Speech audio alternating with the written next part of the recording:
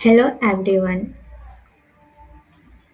this is my first video. So today I am going to talk about organizational psychology. Let's first understand the meaning of organizational psychology. Organizational behavior is a field of study that investigates the impact that individuals, group and structure have on behavior within an organization. किसी भी person की behaviour हम किसी organisation में उसे individually groupism and structurally हम investigate करते हैं and the purpose of applying such knowledge is to improve an organisation effectiveness. इससे क्या होती है ना कि हमारे ऑर्गेनाइजेशन की इफेक्टिवनेस इम्प्रूव होती है। कोई भी एम्प्लॉयज है, उनके बिहेवियर को हम लोग किसी भी ऑर्गेनाइजेशन में इंडिविजुअली, ग्रुपिज्म एंड स्ट्रक्चरली तीनों तरीके से अंडरस्टैंड करते हैं and this definition was given by Stephen P Robbins. Now the next meaning of organizational behavior that was given by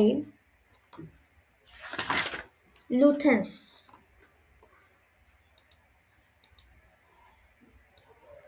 This was given by Luthens.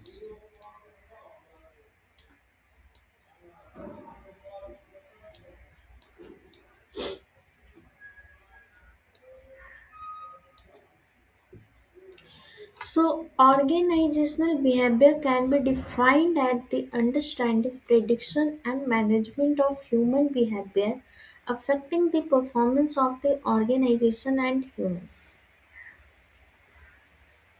यहाँ पे organisational behaviour को किसी भी पर्सन के बिहेवियर को सबसे पहले अंडरस्टैंड करते हैं, फिर हम प्रेडिक्ट करते हैं, फिर हम मैनेज करते हैं ह्यूमन के बिहेवियर को। इस तरीके से हमारे ऑर्गेनाइजेशन के performance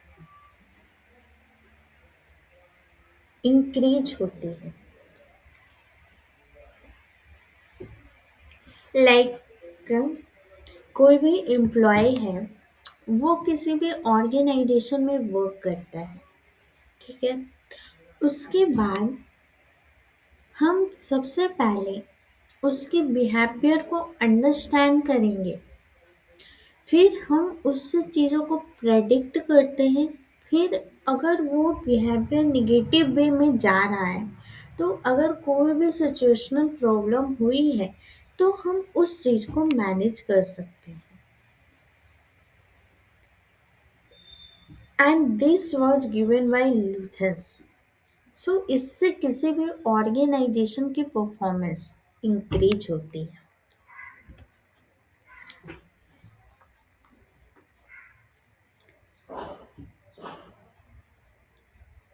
Now let us look at the perspective of organizational behavior. So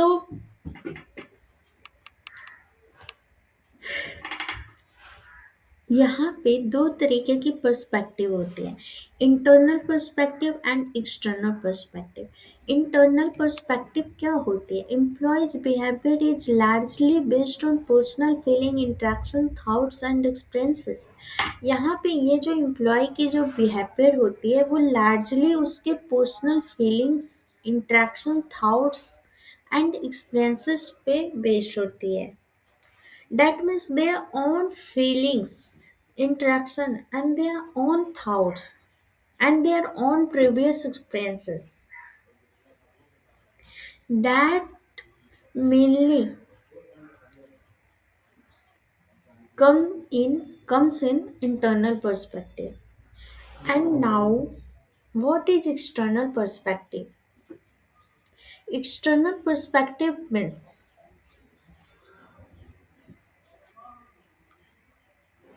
organizational behavior that is influenced by external events and environmental factors affecting an individual job performance.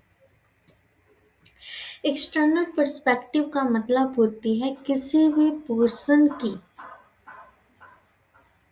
या फिर किसी भी इंडिविजुअल की जो इन्फ्लुएंस्ड होती है external event से या फिर उसके इन्वायरमेंटल फैक्टर्स लाइक आस पास के लोगों से या फिर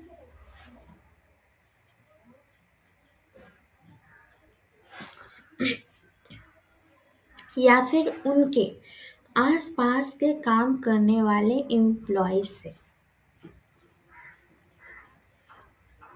यहाँ पे जैसे यहाँ पे हम लोग समझ रहे हैं perspective of organisational behaviour in simple way. मैं बताती हूँ कि इंटरनल पर्सपेक्टिव और एक्सटर्नल पर्सपेक्टिव क्या होती है।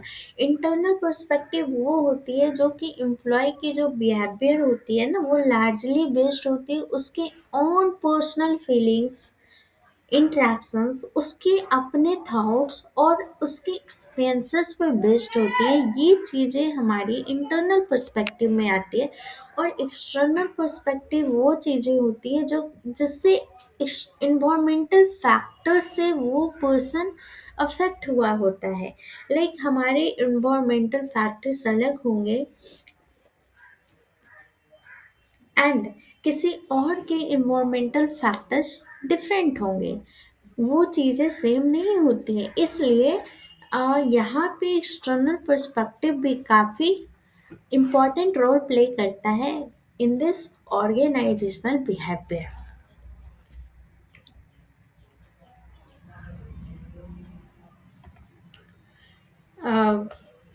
चलते हैं हिस्ट्री ऑफ ऑर्गेनाइजेशनल बिहेवियर। हम लोगों ने समझ लिया कि ऑर्गेनाइजेशनल बिहेवियर क्या होती है। सबसे पहले ये जो ऑर्गेनाइजेशनल बिहेवियर होती है वो हमने स्टीफन पी रॉबिन्स एंड लुथेंस के द्वारा ये दोनों जो है वो अलग अलग अपना पर्सपेक्टिव है जो कि बताएं ऑर्गेनाइजेशनल बिहेवियर के रिगार्डिंग। उसके बाद हमने यहाँ पे पर्सपेक्टिव देखा कि वो दो तरीके की होती है, internal perspective and external perspective. एक बार इन शॉर्ट हम रिवाइज कर देते हैं कि ऑर्गेनाइजेशनल बिहेवियर जो स्टीफन पी रॉबिन्स के द्वारा दिया गया उसमें हम चीज़ों को मतलब वहाँ पे हम पर्सन को individually and group in also group by and structurally इन तीनों तरीके से उनके बिहेवियर को हम नोटिस करते हैं। जब वो पर्सन इंडिविजुअल अकेले में है तब कैसा बिहेव करता है, जब वो ग्रुप में है टीम वर्क कर रहा है तब वो पर्सन कैसे चीज़ों को मैनेज कर रहा है। इन सब तरीकों से हम चीज़ों को देखते हैं। वो चीज़ें काफ़ी हमारे ऑर्गेनाइजेशन में हेल्प करती हैं। ये चीज़ है जो कि स्टीफन पी रॉबिन्स के द्वारा दिया गया था। एंड लुथेंस क्या कहे थे इस बारे में कि ऑर्गेनाइजेशनल बिहेवियर को किसी भी पर्सन के बिहेवियर को हम सबसे पहले उसे अंडरस्टैंड करते हैं, फिर हम प्रेडिक्ट करते हैं और तब हम मैनेज करते हैं उसके ह्यूमन बिहेवियर के अफेक्ट को। तो ये चीज़ें भी काफ़ी इम्पोर्टेंट रोल प्ले करती है। दोनों बात सही है। And now let's come on type of perspective, internal perspective and external perspective, जो कि दोनों दोनों पर्सपेक्टिव किसी भी ह्यूमन के ग्रोथ में हेल्प करती है कि वो जो पर्सन है वो किस तरीके से बिहेव करता है। इसके लिए दोनों फैक्टर रिस्पॉन्सिबल होते हैं। इंटरनल पर्सपेक्टिव कि उसकी अपनी पर्सनल फीलिंग क्या है, इंट्रैक्शन क्या है, उसके अपने थॉट्स क्या है, उसके अपने एक्सपीरियंसेस क्या है। जो भी पर्सन होती है उनके जो पास्ट एक्सपीरियंसेस होते हैं वो उनके साथ ग्रो करते हैं, उन्हीं से चीज़ों को लर्न करते हैं। जैसे उनके पास्ट एक्सपीरियंसेस होते हैं, अगर कुछ पास्ट एक्सपीरियंसेस बुरे हो जाते हैं तो वो जो एक्सपीरियंसेस हुए होते हैं उससे दो इफेक्ट पड़ता है, एक तो पॉजिटिव इफेक्ट भी पड़ता है, एक नेगेटिव इफेक्ट भी पड़ता है। पॉजिटिव अफेक्ट ये चीज़ें होती हैं ना कि उससे इंसान वो चीज़ों को सीख के एक अच्छा पर्सन बन जाता है, उससे चीज़ों को सीखता है और ना कि उस अफेक्ट को अपने अंदर लाता है। और नेगेटिव अफेक्ट वही चीज़ हो जाती है ना कि लाइक उसके कुछ भी पास्ट एक्सपीरियंसेस रहे हैं और उनकी वजह से ये जो पर्सन है उनके फीलिंग्स लाइक लाइफ में कुछ ऐसा हो गया जिससे वो अब चीज़ों को लाइक पर्सन के अंदर फियर आ जाते हैं। लाइक ऐसे कोई घटना हो गई हो बचपन में, लाइक जैसे कहीं भी आग लग जाती है और कोई बच्चा फंस जाता है उसके बीच में। तो जैसे जैसे वो बच्चा फिर बड़ा होता है उस बच्चे के मन में है जो कि वो डर पैदा रह जाता है कि आग आग आग से उस पर्सन को फिर बहुत ज़्यादा डर लगने लगता है। तो ये चीज़ें क्या होती है ना कि हम पॉजिटिव अफेक्ट में भी ले सकते हैं, नेगेटिव अफेक्ट में भी ले सकते हैं। कोई पर्सन इसी चीज़ को समझेगा कि नहीं ये तो आग है ना, मतलब इस चीज़ से हम फेस कर चुके हैं और हम जानते हैं कि इससे हमें कैसे बाहर निकलना है, या फिर इस इससे हमें डरना नहीं है, जो भी प्रॉब्लम आएगी हम फेस कर लेंगे। लेकिन अगर वही दूसरा पर्सन होता है, उसके मन में एक डर सा बैठ जाता है कि कहीं फिर से आग लग गया तो इसलिए हम आग के नज़दीक कभी जाएंगे ही नहीं। तो ये दो तरीके होते हैं, इसलिए हमारे जो प्रीवियस एक्सपीरियंसेस होते हैं ना वो भी काफ़ी रोल प्ले करते हैं। और किसी ऑर्गेनाइजेशन में तो मस्ट है कि वो चीज़ें रोल प्ले करती ही करती है। एंड एक्सटर्नल पर्सपेक्टिव होती है मतलब हमारे आसपास के इन्वायरमेंट कैसी है, हम किस तरीके से बड़े हुए, किस इन्वायरमेंट में बड़े हुए हैं, या फिर हमने जो प्रीवियस वर्क की है वो किस तरीके के एम्प्लॉय के साथ वर्क की है। तो ये सब चीज़ें काफ़ी इम्पोर्टेंट रोल प्ले करता है। एंड मैं मानती हूँ कि ये दोनों जो internal perspective and external perspective है ये दोनों मेजर रोल प्ले करते हैं। यहाँ तक आप लोगों को समझ में आ गई होगी। नाउ अब हम लोग समझते हैं हिस्ट्री ऑफ ऑर्गेनाइजेशनल बिहेवियर कि ऑर्गेनाइजेशनल बिहेवियर की हिस्ट्री क्या रही है। Like influenced by industrial psychology, sociology, anthropology, management and medicine. अब यहाँ पे हमारे जो ऑर्गेनाइजेशनल बिहेवियर थी उनकी हिस्ट्री जो है वो इन्फ्लुएंस्ड हो चुकी थी इंडस्ट्रियल साइकोलॉजी से, सोशियोलॉजी से भी, एंथ्रोपोलॉजी से भी, मैनेजमेंट एंड मेडिसिन, मतलब हर तरीके से वो चीज़ें इन्फ्लुएंस थी। अब यहाँ पे industrial revolution shifted focus to production and machines, workers were treated as part of machines. जैसे वहाँ पे क्या हुआ कि इंडस्ट्रियल रिवॉल्यूशन आया। हम लोग सभी जानते हैं कि इंडस्ट्रियल रिवॉल्यूशन आई थी हमारे हिस्ट्री में, हम लोगों ने इन सब चीज़ों के बारे में स्टडी किया है बचपन में।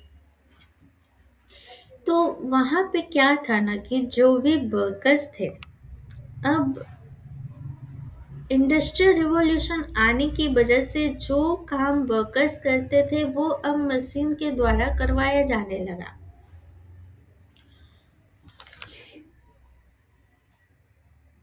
तो बहुत सारे वर्कर्स ऐसे थे ना कि काम पे आना ही बंद कर दिए, वर्कर्स छोड़कर जाने लगे। और जो बच गए वर्कर्स उनसे भी मशीन की तरह काम करवाया जाने लगा, क्योंकि ये जो मशीन थी उन उसके आउटपुट काफ़ी ज़्यादा थे एज कंपेयर टू वर्कर्स। तो जब इंडस्ट्रियल रिवॉल्यूशन आई तब वहाँ पे वर्कर्स से एक्सपेक्ट किया गया कि वो जो वर्कर्स हैं वो भी सेम इनपुट दें एज मशीन्स। तो ये ऑर्गेनाइजेशनल बिहेवियर की हिस्ट्री थी। इसका साफ सा मतलब है कि वहाँ पे वर्कर्स से भी काफ़ी ज़्यादा मेहनत करवाया जाने लगा, जो वर्कर्स वहाँ पे बच गए थे उनसे। Now let's see the effects of industrial revolution, कि उनकी वजह से क्या इफेक्ट हुआ वर्कर्स पे। Ignored personal development of employees resulted in negative attitudes, high turnover, absenteeism, and poor job commitment. यहाँ पे क्या हुआ ना कि पर्सनल डेवलपमेंट एम्प्लॉय की इग्नोर की जाने लगी। लाइक जो भी वर्कर्स थे वो तो दिन रात काम करने लगे, वो आउटपुट देने में इतना ज़्यादा बिजी हो गए कि उनके पर्सनल डेवलपमेंट इग्नोर होने लगे। एम्प्लॉय की पर्सनल डेवलपमेंट कुछ हो ही नहीं रही थी, उनसे इतना ज़्यादा आउटपुट डिमांड किया जाने लगा। तो इससे क्या हुआ कि नेगेटिव एटीट्यूड्स आ गए लोगों में फिर। अब यहाँ पे लोग क्या किए, हाई टर्नओवर आ गया। हाई टर्नओवर मीन्स लोग काम छोड़कर जाने लगे, जो भी वर्कर्स थे वो अपने काम को छोड़ दिए। absenteeism, लोग absent हो गए, वर्कर्स काम पे आना बंद कर दिए।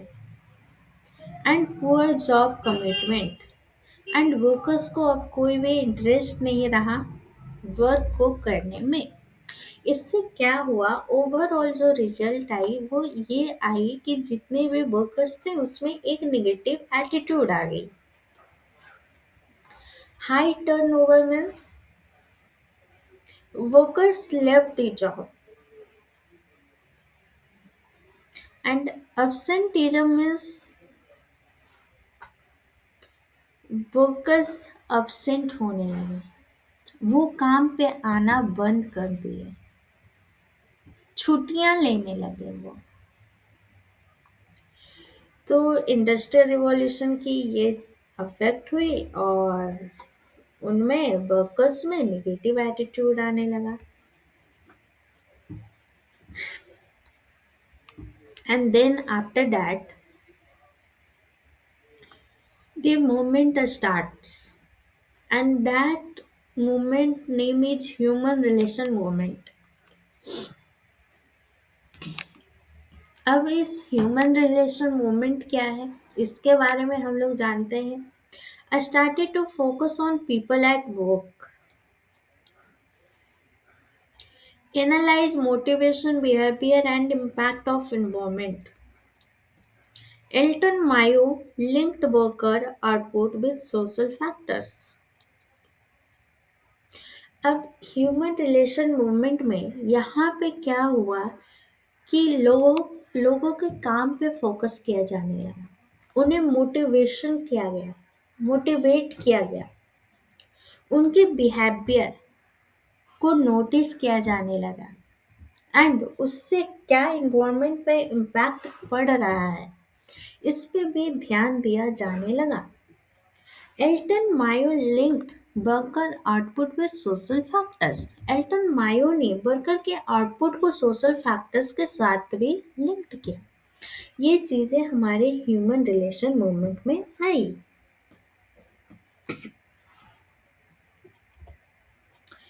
Now let's study about Hawthorne studies. Hawthorne ने क्या कहा इस बारे में हम लोग यहाँ पे स्टडी करते हैं। Observed importance of human factors, importance of group leaders, need for supervision, role of employee attitude। अब यहाँ पे क्या है ना,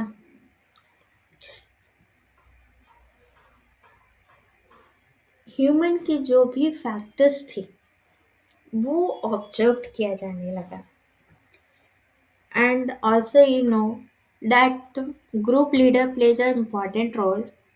सो this is also mentioned in Hawthorne studies, that is nice। And third one, need for supervision. Supervision की ज़रूरत होती है, हर किसी को सुपरविजन की ज़रूरी होती है, ज़रूरत होता है। Like like tendency of some people कि अगर वो सुपरवाइज किए जाते हैं किसी के द्वारा, then they work harder and perform better.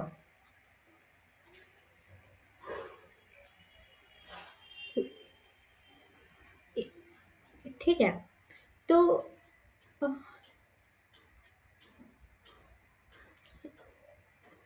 Like सी, अगर कोई भी पर्सन किसी के अंडर वर्क कर रहा होता है या फिर वो किसी के सुपरविजन में है, ऑब्जर्व किया जा रहा है, तो वो पर्सन ऑटोमेटिकली हार्ड वर्क करता है एंड बेटर परफॉर्म करता है किसी भी एक्सपेरिमेंट में। And that is that they are being observed by others and they know about it। इसलिए हमें या फिर एम्प्लॉय को सुपरविजन की ज़रूरत होती है ताकि वो और अच्छे से वर्क कर सके, उन्हें गाइडेंस मिलती रहे। And role of employee attitude, हम लोग एम्प्लॉय के एटीट्यूड के रोल के बारे में भी बात करते हैं। वो भी काफ़ी ज़्यादा इम्पोर्टेंट रोल प्ले करता है किसी भी एम्प्लॉय के attitude.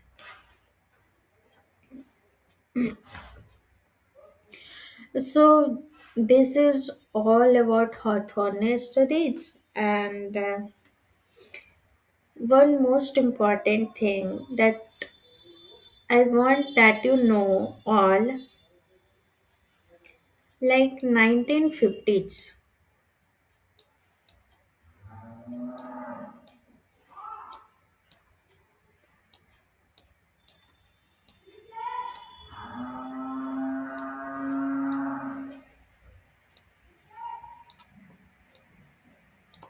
1950s, Kurt Lewin in helped established RCGT। Kurt Lewin ने आरसीजीटी को इस्टेब्लिश करने में हेल्प किया था 1950s में। आरसीजीटी का मतलब होता है research centre for group dynamics. R C G D मतलब research centre for group dynamics. इस चीज को कुर्ट लुइन ने इस्टेब्लिश करने में हेल्प किया था।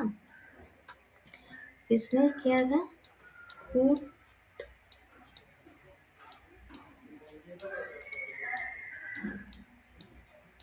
लुइन ने।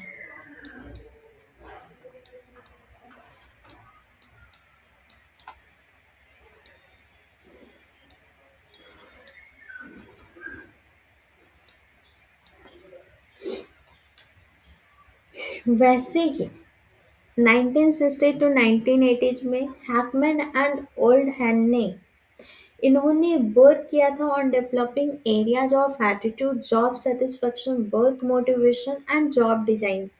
इन सब चीज़ों पे इन्होंने मतलब जॉब सेटिस्फेक्शन, वर्क डिजाइन पे इन्होंने वर्क किया था। वो थे हैकमैन एंड ओल्डहैम ने।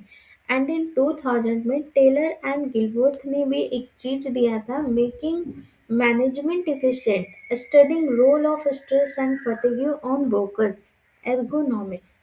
मतलब इन्होंने इन्होंने काफ़ी चीज़ों को मैनेज कर, चीज़ों को एफिशिएंट तरीके से मैनेज किया था। ठीक है, ये चीज़ें टेलर एंड गिलवर्थ ने दिया था और ये 2000s में दिया था। So this is all about organizational psychology, and this is my first video. And today we all know about history of organizational psychology. So now next lecture will be on job satisfaction and theory.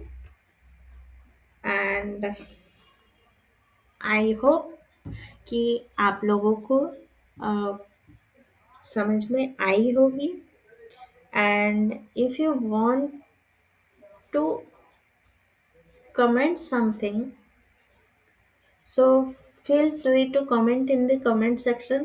I will see all your comment. And thank you for listening. I hope you understand the topic clearly. Stay tuned for the next video.